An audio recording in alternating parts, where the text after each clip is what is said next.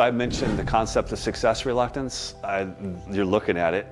You know, there have been so many different stages in my life. I've been wondering if entrepreneurship wasn't my path for the better part of a decade. And you talk about like success reluctance, being at cause, being at versus at effect. The biggest leap I took was to bet on myself, and I did it at 52 years of age. So like I would tell, if you're even considering betting on yourself, you should lean in and bet on yourself. I've learned more about myself personally in 5 months than I learned in 30 years. Because as you start to build a business from scratch and you understand where all your blind spots exist, because normally in corporate environment, you have large teams and people are doing things for you, and there are a lot of benefits. And then all of a sudden it's just me. Team of one, and I had to figure it all out. And so I was exposed on a lot of levels. But what I always went back to was that idea of my ideal scene. What did I want to create? I wanted to create independence, flexibility, control. I wanted to be needed for people who needed to be helped. And I can tell you without a shadow of a doubt, it's been the most fulfilling 5.5 months of my life.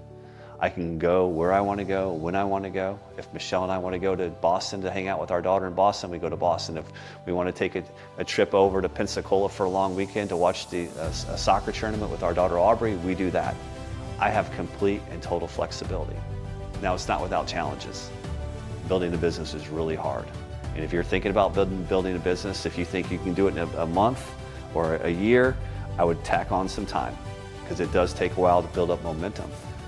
But there's been nothing more fulfilling. And then to see the impact that I've had on people, and for them to call me or message me or email me and saying, Scott, I just crushed a presentation, or hey, I just aced that interview, or hey, remember my goal was to raise $5 million with the pitch that you helped me rewrite and the deck you helped me rebuild.